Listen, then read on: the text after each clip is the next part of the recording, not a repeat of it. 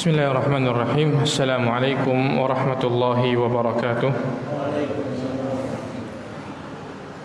إن الحمد لله نحمده ونستعينه ونستغفره ونعوذ بالله من شرور أنفسنا وسيئات أعمالنا.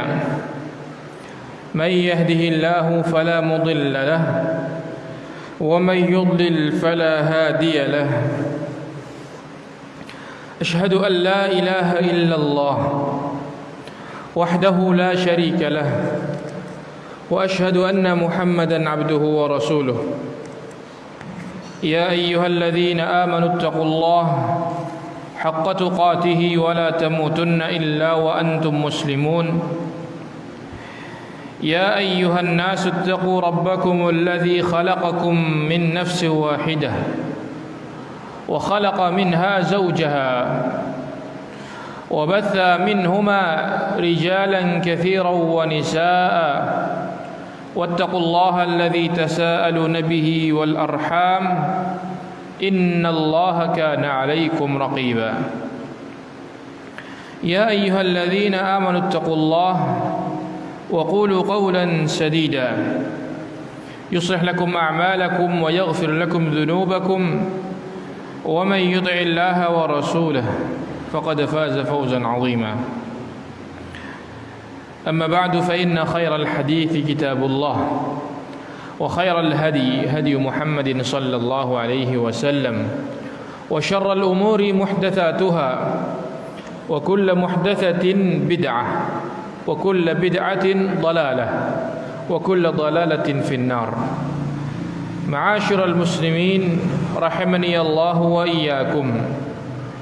Di antara anugerah Allah Subhanahu wa taala kepada kita adalah kita dimudahkan untuk melangkahkan kaki menuju satu dari sekian banyak kewajiban Allah Subhanahu wa taala berikan kepada kita, yakni menunaikan salat maghrib secara berjamaah di masjid yang mulia ini, Masjid Abi Bakar As-Siddiq radhiyallahu taala anhu di daerah Patik Raja. Dan nikmat ini tidak semua orang diberi. Betapa banyak manusia di waktu salat tapi asik dengan dunianya masing-masing. Ada yang asik dengan kerjaannya, ada yang asik dengan permainannya, ada yang asik dengan hiburannya, ada yang asik dengan gawainya, ya HP dan lain-lain, TV dan lain-lain. Sementara Allah Subhanahu wa taala memilih kita di antara hamba-hambanya yang menunaikan kewajiban kepadanya. Dan semoga Allah Subhanahu wa taala menganugerahkan kepada kita berupa pahala yang besar yang dengannya kita berbahagia di hari kiamat nanti, sebelum itu juga di dunia. Kaum muslimin rahimani Allah wa iyyakum. Pembahasan kita di kitab Mulakhas Fiqhul Ibadah sampai di tentang masalah iqamah, ya, tentang masalah iqamah. Kata beliau, beliau di sini akan membawakan beberapa bab tentang masalah iqamah atau subbab tentang iqamah. Yang pertama adalah definisinya. Apa itu iqamah? Iqamah secara bahasa, bahasa Arab iqamah, orang Indonesia atau orang Jawa biasanya manggilnya qomat, iqamat.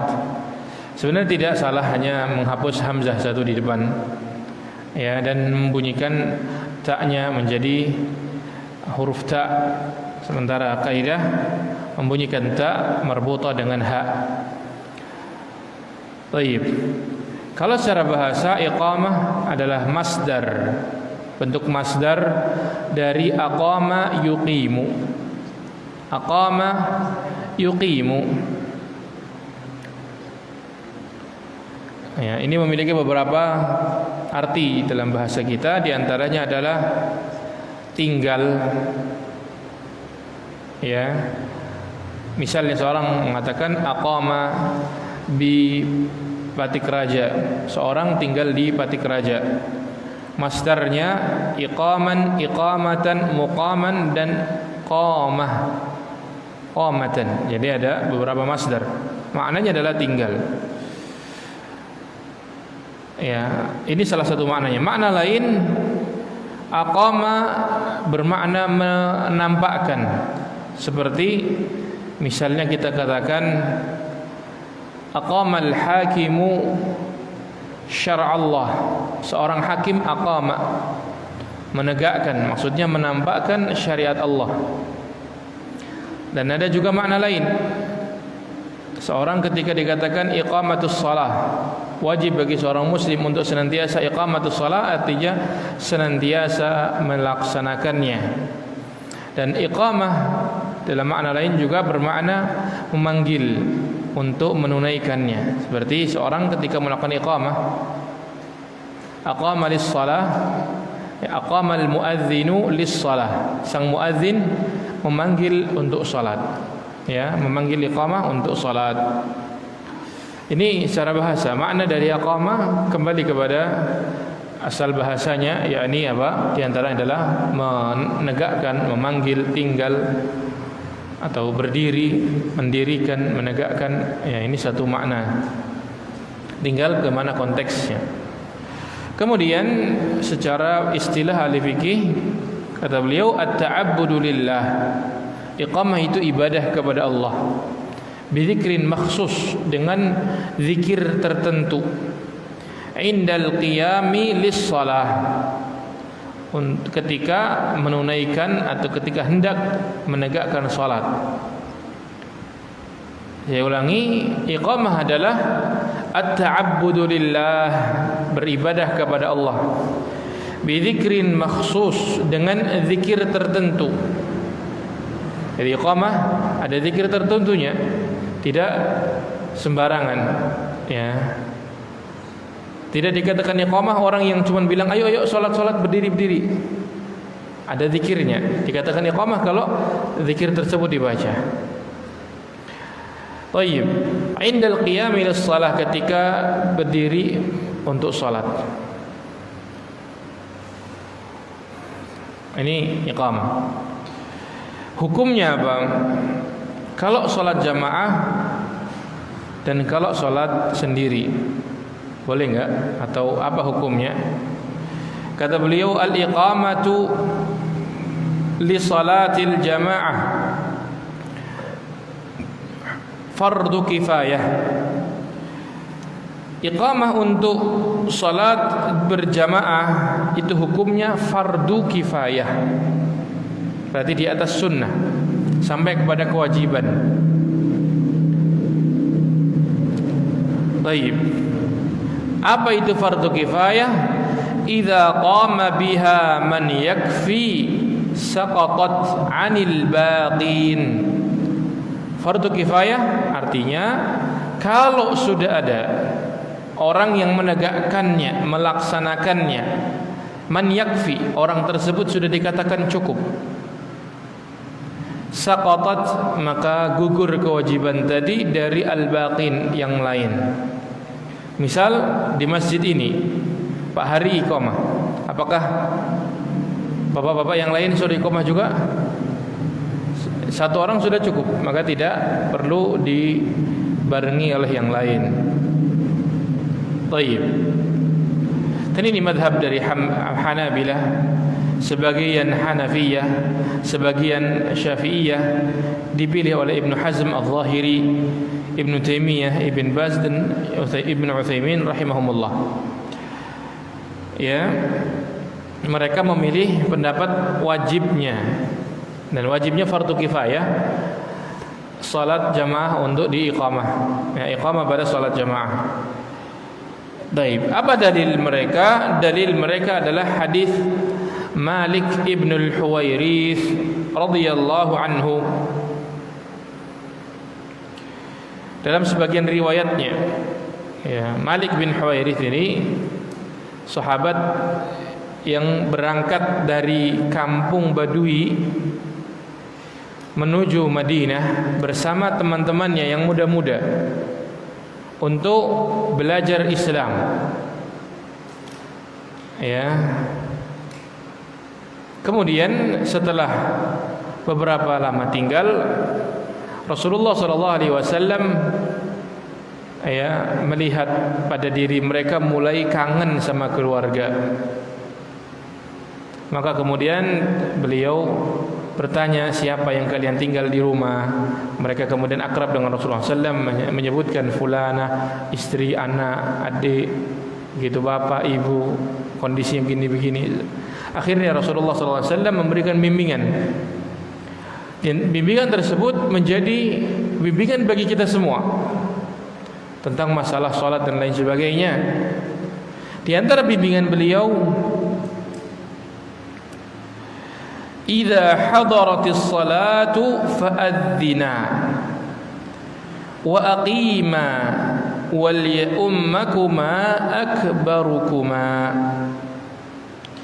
Apabila, kata beliau, beliau mengatakan tentang beliau dengan temannya satu orang. Di kisah ini ada kemungkinan kisahnya berulang, di mana beliau datang lagi dan seterusnya. Kata beliau, idza hadaratis shalah, apabila salat telah hadir, yakni waktunya sudah datang, sudah tiba, fa'adzina, maka azanlah kalian berdua. Thumma aqima, kemudian iqamahlah kalian berdua. Wal ya'ummakuma akbarukuma, dan menjadi imam yang paling tua dari kalian berdua. Hadis ini rawahul Bukhari dan Muslim dengan lafadznya Imam Muslim. Hadis ini Rasulullah SAW mengajarkan kepada Malik bin Huwairits dan tentunya kepada seluruh umatnya adalah untuk kalau waktu salat maka azanlah. Kalimat azanlah perintah atau bukan? Perintah. Kemudian iqamahlah. Iqamahlah artinya juga perintah. Ya, kata para ulama yang memilih pendapat fardu kifayah, di sini dalil menunjukkan kewajibannya. Dalil menunjukkan apa? Kewajibannya. Baik. Kata Ibnu Hazm rahimahullah, Ibnu Hazm ini ulama besar di Andalusia, Spanyol. Beliau mulai belajar menuntut ilmu itu di usia 40 tahun. Sebelum itu belum sama sekali. 40 tahun baru tekun belajar. Ketika usia 60-an beliau menjadi faqih, alim, dikenal dengan ilmunya, dengan kekokohannya, berpegang pada sunnah, dan dikenal beliau sangat berpegang dengan zahirul hadis. Maka disebut pendapat beliau zahiriyah, karena zahirul hadis beliau pegang dan beliau konsisten dengannya. Bukan seperti sebagian orang, kadang zahirul hadis dia pakai, kadang dia meninggalkan hadis juga. Taib. Ibnu Hazm mengatakan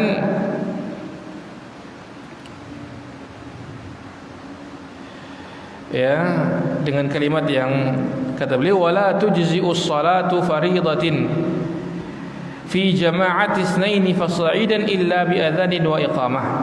Tidak sah, bahkan kata beliau tidak sah salat fardu dalam satu jamaah dua atau lebih kecuali dengan azan dan iqamah. Kata beliau pendapatnya itu.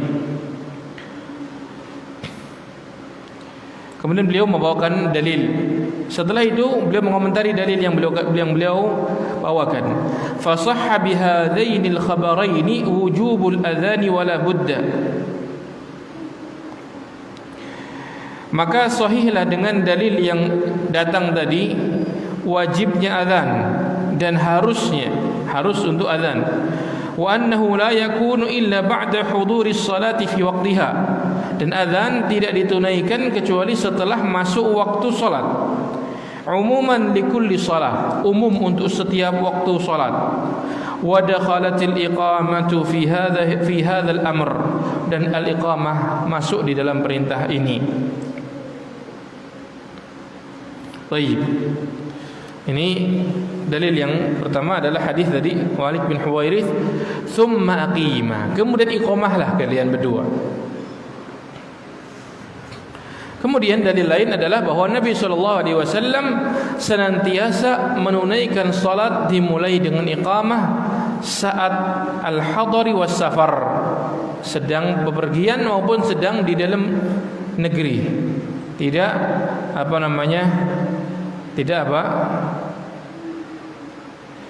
tidak pernah ditinggalkan oleh beliau. Adapun bagaimana hukum ketika seorang salat sendirian untuk iqamah, kata beliau, hukumu iqamatil munfarid, hukum iqamah orang yang salat sendirian. Tusannul iqamatu lil munfaridi wa hadha bittifaqil madhahibil fiqhiyah al-arba'ah. Disunnahkan untuk iqamah bagi orang yang salat sendirian, dan ini kesepakatan 4 mazhab, Hanafi, Maliki, Syafi'i dan Hambali.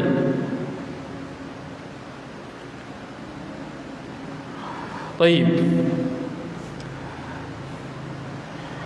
Dalil dari kesunahan ini adalah hadis Uqbah bin Amir radhiyallahu anhu, bahwa Rasulullah sallallahu alaihi wasallam bersabda, "Ya'jabu rabbuka min ra'i ghanamin fi ra'si ash-shadhiyyati lil jabal yu'adhdhinu lis-salati wa yusalli fayaqulu Allahu 'azza wa jalla unzuru ila 'abdi hadha yu'adhdhinu wa yuqimu as-salah yakhafu minni qad ghafartu li 'abdi wa adkhaltuhu al-jannah." Rasulullah sallallahu alaihi wasallam bersabda, Allah Subhanahu wa taala ta'jub. Ya, ta'jub ini salah satu sifat dari sifat Allah. Maknanya adalah, di antara makna ta'jub adalah mencintai. Di antara makna ta'jub mencintai, menyukai apa yang dilihat dan mengagungkan apa yang dilihat. Ya, dan ta'jub bagi Allah Subhanahu wa taala sesuai apa yang layak baginya.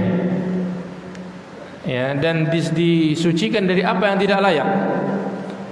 Ya, ta'jub bagi Allah Subhanahu wa taala sesuai apa yang layak baginya. Adapun ta'jub bagi makhluk berbeda. Kalau ta'jubnya makhluk biasanya sesuatu yang belum pernah dilihat. Tapi Allah Subhanahu wa taala sudah tahu apa yang terjadi dan dia ta'jub padanya. Allah Subhanahu wa taala ta'jub kepada ra'i ghanam, seorang penggembala kambing, fi ra'si syadhiyyati lil jabal, di puncak gunung, yu'adzinu lis-shalah, dia menunaikan azan untuk salatnya, wa yusalli, kemudian salat sendiri ketika tidak bisa untuk bolak-balik ke masjid karena dia sudah jauh dari lokasi keramaian manusia. Waktunya salat tetap azan, tetap salat walaupun sendiri. Ya. Fayaqulu Allahu azza wa jalla, maka Allah Subhanahu wa taala, azza yang maha perkasa, wa jalla maha mulia, berfirman, unduru, lihatlah, ila abdi hadza, kepada hambaku ini, yu'adzinu, dia azan, wa yuqimu as-salah, dan menegakkan salat. Artinya disunahkan azan berarti ya Allah mencintainya, berarti disunahkan. Termasuk di dalam hukum ini iqamah, karena iqamah satu hukum dengan azan. Iqamah satu hukum dengan azan. Ya khafu minni, dia takut kepadaku, walaupun sendirian tetap salat. Walaupun sendirian tidak ada yang melihat, tetap salat. Qad ghafartu li 'abdi wa adkhaltuhu jannah. Aku telah mengampuni hambaku ini dan memasukkannya ke dalam surga. Hadis ini riwayat Abu Dawud, Nasa'i, Ahmad, disahihkan sanadnya oleh Imam Mughultai di dalam syarah Ibnu Majah, disahihkan juga oleh Al-Albani dan ditautsiq rijalnya oleh Syaukani rahimahumullahu taala. Jadi dalilnya disunnahkan walaupun sendirian untuk iqamah adalah perbuatan orang ini. Ketika Rasulullah SAW mengabarkan ada orang melakukan hal yang seperti itu dan Allah mencintainya, dan sesuatu dikatakan sunnah atau dikatakan ibadah, di antaranya adalah ciri-cirinya dicintai oleh Allah Subhanahu wa taala. Baik, berikutnya lafaz iqamah. Tata cara iqamah atau lafaznya. Alfadhul iqamati mufradatun. Lafaz iqamah itu bilangan ganjil satu-satu. Ma'adat takbira fi awwaliha wa akhiriha, selain takbir di awal dan akhir. Wa qawluhu qad qamatis salah, dan ucapan muadzin qad qamatis salah. Fahiya mathna, maka takbir di awal di akhir dan qad qamatis salah itu mathna, dua. Baik. Fayakunu bihadza, maka dengan ini adadu kalimatil iqamati 11 kalimah, angka jumlah kalimat di dalam iqamah ada 11 kalimat. Allahu akbar, Allahu akbar, asyhadu an la ilaha illallah, asyhadu anna muhammadar rasulullah, hayya 'alas salah, hayya 'alal falah, qad qamatis salah, qad qamatis salah, Allahu akbar, la ilaha illallah. Total 11, dengan menjadikan takbir itu dihitung satu-satu, dua ya. Bukan dihitung jadikan satu, duanya jadi satu, enggak, satu-satu. Ini mazhab Syafi'iyah, Hanabilah, Al-Zahiriyah, satu riwayat dari Imam Malik dan kebanyakan para ulama, dan yang diamalkan sampai saat ini di kebanyakan negeri. Sangat jarang diketemukan iqamah yang dua-dua, walaupun ada pendapat itu. Ya, ini yang paling kuatnya. Ada lafaz iqamah yang dua-dua. Jadi salah satu pendapat. Namun yang paling kuatnya ini. Yang paling kuatnya satu-satu selain takbir awal, takbir akhir dan lafaz iqamah itu sendiri. Yani qad qamatis shalah. Dalilnya dari Abdullah bin Zaid Al-Ansari radhiyallahu anhu di kisah mimpi beliau tentang azan. Kemudian kata beliau, "Tsumma istakhara anni", kemudian orang tersebut yang bertemu denganku di dalam mimpi mundur sedikit dariku, ghaira ba'id, tidak jauh. Tsumma qal, kemudian dia mengatakan, "Taqulu idza aqamta as-shalah", engkau mengucapkan ini ketika menegakkan iqamah. Allahu akbar, Allahu akbar, asyhadu an la ilaha illallah, asyhadu anna muhammadar rasulullah, hayya 'alas salati, hayya 'alal falah, qad qamatis salatu, qad qamatis salah, Allahu akbar, la ilaha illallah. Ini lafaz iqamah. Dan ini disetujui oleh Rasulullah sallallahu alaihi wasallam, dan beliau memerintahkan untuk diajarkan kepada Bilal untuk memanggil dengannya. Baik. Dan dalil lain, nas perintah dari Rasulullah sallallahu alaihi wasallam, qala an Anas bin Malik radhiyallahu anhu annahu qala umira Bilal an yashfa'a al-adhana wa yutira al-iqamata illa al-iqamah. Bilal diperintahkan untuk menggenapkan azan, yakni dua-dua genap. Wa yutira al-iqamah, dan mengganjilkan iqamah satu-satu, illa al-iqamah, kecuali lafaz iqamah. Kecuali lafaz iqamah, yakni lafaz qad qamatis shalah, qad qamatis shalah. Baik, ini mazhab Syafi'iyah, Hanabilah, Zahiriyah, satu riwayat Imam Malik dan kebanyakan para ulama, Syekh bin Baz dan yang lainnya. Baik. Semoga Allah Subhanahu wa taala merahmati mereka para ulama, merahmati muadzinin dan merahmati seluruh kaum muslimin. Baik. Berikutnya masalah sunnah-sunnah iqamah. yakni disunnahkan apa saja seorang yang iqamah. Yang pertama adalah at-taharah, kesucian. yustahabbu an yuqima atau an yakuna al-muqimu mutatahhira. Disunnahkan seorang yang menunaikan iqamah untuk bersuci, yakni dalam kondisi suci, tidak berhadas. Dan ini kesepakatan mazhab fikih yang 4, dan ini yang diucapkan oleh keumuman mayoritas ahlul ilm. Apa alasannya?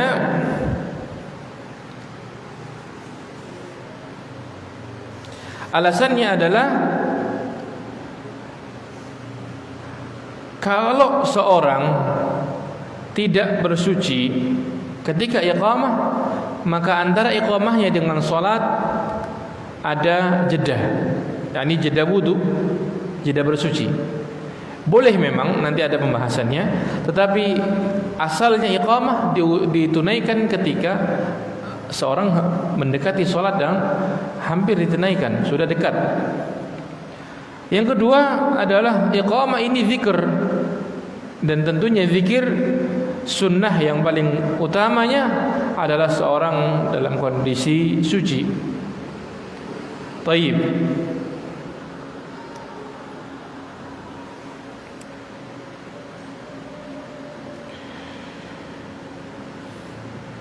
Taib. Yang berikutnya tentang masalah sunnah-sunnah iqamah. Disunnahkan untuk berdiri. Yang kedua adalah berdiri. Disunnahkan seorang yang menunaikan iqamah untuk berdiri. Dan ini kesepakatan mazhab fikih yang 4, dan ini yang diamalkan oleh umat dari zaman dahulu, ya, dari salaf dan khalaf. Baik. Kemudian berikutnya di antara sunnah adalah menghadap kiblat. Disunnahkan untuk seorang yang menunaikan iqamah menghadap kiblat. Ada duduk. Ada duduk. Duduk. Bapak enggak mau duduk. Enggak boleh ganggu. Baik. Ketika sedang iqamah, dan ini dinaskan oleh para ulama tentang masalah ini, Hanafiyah, Syafi'iyah, dan satu pendapat dari kalangan Malikiyah.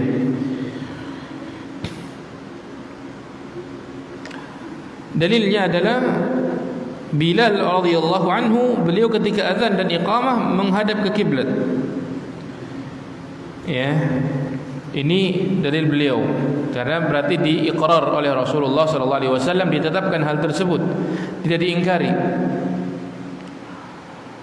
Kemudian berikutnya ketika iqamah tidak berjalan ketika sedang iqamah, tapi sudah berdiri di shafnya, di tempatnya atau di tempat iqamahnya. Karena biasanya sekarang iqamah juga dengan speaker yang ada jarak sedikit antara shaf dengan speaker, dengan mic.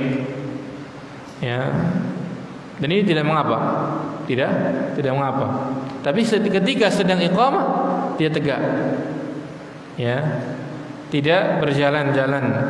Bukan iqamah dari shaf ketiga sambil jalan. Ini menyelisihi sunnah. Khilaf lis-sunnah. Baik. Nah.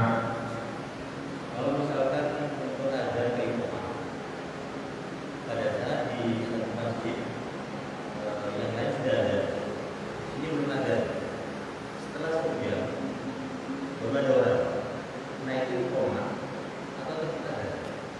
Kalau ada jamaahnya tetap azan tidak apa-apa. Tetap azan tidak apa-apa. Sebagaimana kita kemarin membahas tentang masalah kalau ada azan di satu tempat, misalnya ada yang azan di jam 3 untuk asar, ada yang azan di jam 4 karena menunggu, itu tidak apa-apa. Ya, tidak apa-apa. Ditunaikan padanya azan dan iqamah.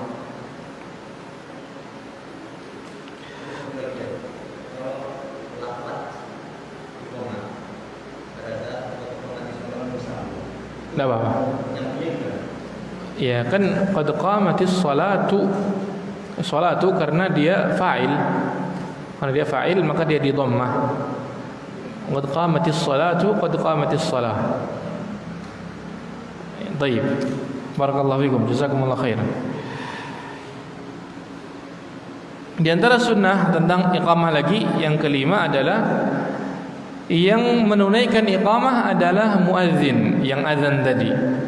Bukan beda orang, ini asalnya. Ini afdalnya. Afdalnya kata beliau, al-afdalu, yang afdal an yuqima man adzan, yang iqamah adalah yang adzan. Wa hadha madhhabul jumhur, ini madhab jumhur al-Hanafiyyah wa Syafi'iyyah wal Hanabilah. Wa qaulun 'inda al-Malikiyyah, satu pendapat dari Malikiyah juga. Al-amal 'inda aktsar ahli ilm, yang diamalkan oleh kebanyakan ahli ilmi. Dan qaulu taifah min as-salaf, sebagian salaf rahimahumullah. Taib. Apa alasannya? Alasannya adalah supaya tidak membingungkan orang. Karena dia yang bertanggung jawab untuk memanggil orang ketika waktunya masuk dan ketika datangnya atau tegaknya sholat. Dan boleh tentunya kalau yang ada yang qomat yang lain, terutama kalau misalnya muadzinnya habis itu berhalangan, mungkin dia ke kamar mandi atau lainnya, ya. Atau mungkin muadzin yang mau jadi imam dan dia memerintahkan kepada makmumnya, ya, bagi-bagi pahala, walaupun andainya dia iqamah juga tidak apa-apa.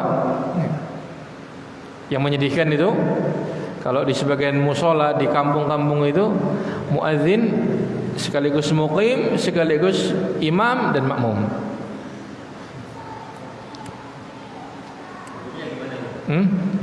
Ya, pahalanya sudah untuk dia, yang lainnya nggak dapat.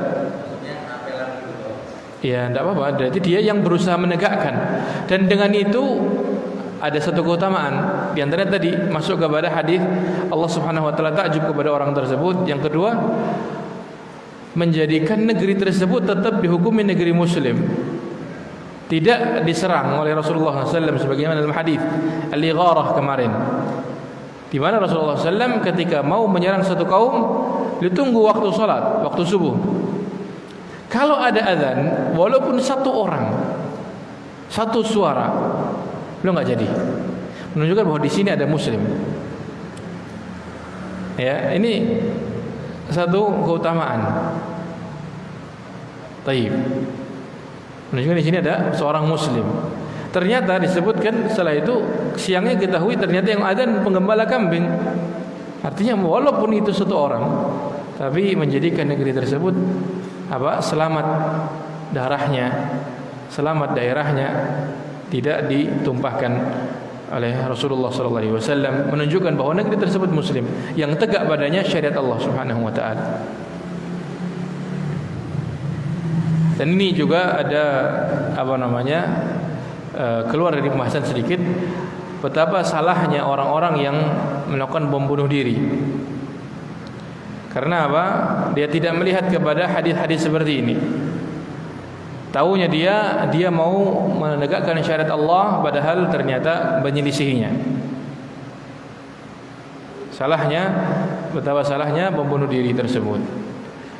Yang ada di Bali, karena saya juga punya mertua di sana dan berapa kali ke Bali. Dahulu ketika sebelum ada bom Bali, kita kaum muslimin itu luas dengan agamanya. Disebutkan dulu nyepi pun kita masih bisa sholat jamaah. Setelah bom Bali semua tertutup. Makanya nyepi itu berbondong-bondong kaum muslimin mudik ke Jawa. Ya. Karena untuk supaya tetap bisa sholat dan lain-lain. Adapun yang di sana seharian tidak keluar rumah. Karena diantaranya efek dari himpitan orang-orang kufar setelah terjadi bom tersebut. Baik, barakallahu fikum. Sementara dulu azan bisa dengan speaker atas. Sekarang sedikit masjid yang berani dengan speaker atas. Semua speaker dalam. Semua dengan speaker dalam. Baik.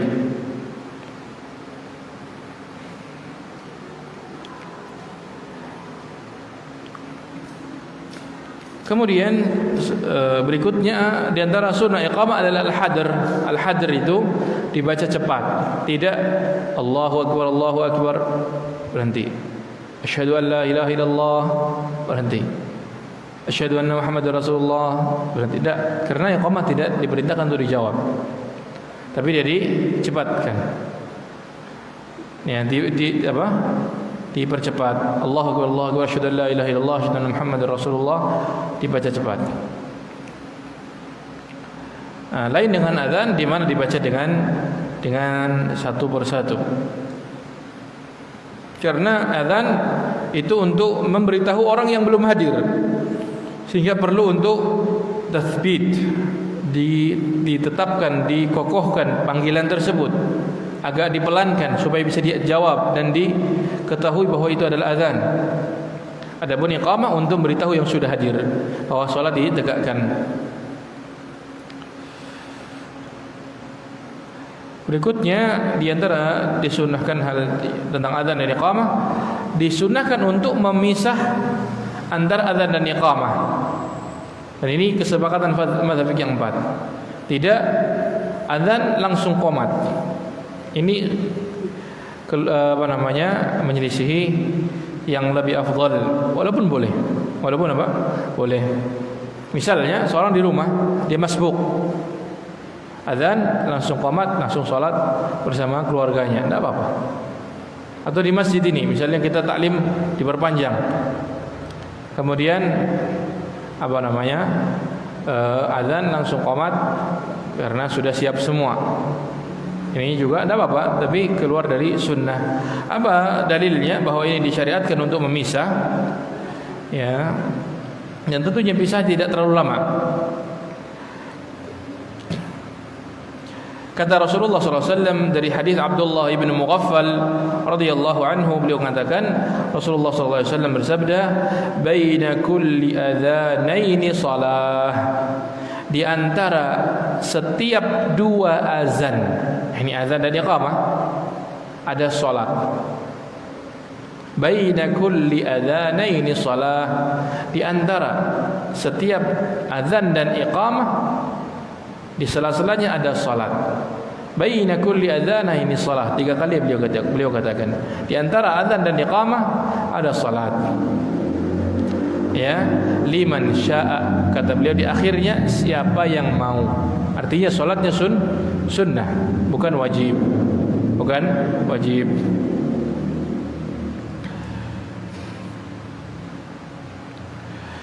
Taib.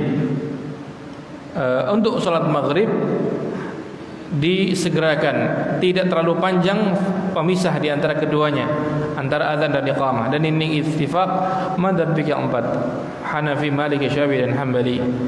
Ya. Dalilnya adalah anjuran dari Rasulullah SAW dalam hadis Abu Ayyub dan yang lainnya, bahwa Nabi SAW bersabda, umatku akan terus baik, la tazalu ummati bi khair, atau qala 'ala al-fitrah, atau di atas fitrah. Jadi ada rawinya ragu, tidak berhenti umatku di atas kebaikan, di atas fitrah, ma lam yuakhirul maghrib, selama tidak mengakhirkan maghrib, ila an tashtabikan nujum, sampai bintang membentuk gugusan. Artinya sampai kelihatan bintang, nunggu bintang kelihatan baru qomat, baru salat. Tidak, salat maghrib disegerakan. Ini anjuran dari Rasulullah sallallahu alaihi wasallam dalam hadis Abu Ayyub Al-Ansari riwayat Abu Dawud, Ahmad, At-Tabarani, di tashih dan ditawthiq oleh Syaukani dan Al-Albani rahimahumullahu taala. Kaum muslimin rahimakumullah, sedikit tentang Abu Ayyub Al-Ansari. Namanya adalah Khalid bin Zaid radhiyallahu anhu. Beliau yang mendapatkan kemuliaan disinggahi Nabi kita Muhammad sallallahu alaihi wasallam ketika hijrah. Ya, Khalid bin Zaid Al-Ansari radhiyallahu taala anhu dari Bani Najjar. Bani Najjar ini kabilah atau suku mbah buyut putri Nabi kita Muhammad sallallahu alaihi wasallam, ibunda Abdul Muttalib, istrinya Hashim. Dan uniknya Abdul Muttalib itu, ketika Hashim meninggal, ya, orang-orang Mekah tidak tahu kalau Hashim punya anak di Madinah, ya, punya istri di Madinah, karena beliau nikah di Madinah dengan, ya, Salman Najjariyah, ya, kemudian punya anak di sana. Dan Hashim setelah itu meninggal sebelum lahirnya Abdul Muttalib. Sampai ketika Al-Muttalib, adiknya Hashim ini datang ke Madinah. Beliau diberitahu bahawa ini di sini ada anaknya, saudaramu, dan beliau bawa ke Mekah. Atau kisah semisal itu, beliau bawa ke Mekah. Nama aslinya Syaibah. Kemudian datang ke Mekah, dikira budaknya Al-Muttalib, maka dikatakan ini adalah Abdul Muttalib, hamba sahaya, budaknya Al-Muttalib. Maka kata Al-Muttalib, celaka kalian, ini anak Hashim, masa dikatakan budak saya? Ya, baik. Kaum muslimin rahimakumullah, semoga apa yang kita baca, kita pelajari sore hari ini bermanfaat, khususnya untuk saya pribadi dan antum semua. Semoga ilmunya bermanfaat, membuahkan amal yang saleh dan memberatkan timbangan kita di hari kiamat. Semoga Allah mengampuni kita, orang tua kita dan seluruh kaum muslimin. Semoga Allah Subhanahu wa taala mewafatkan kita di atas istiqamah, di atas jalan yang benar. Subhanakallahumma hamdika asyhadu an la ilaha illa anta astaghfiruka wa atubu ilaik. Allahumma shalli wa sallim ala nabiyyina Muhammad wa ala alihi wa sahbihi ajma'in. Wassalamu alaikum warahmatullahi wabarakatuh.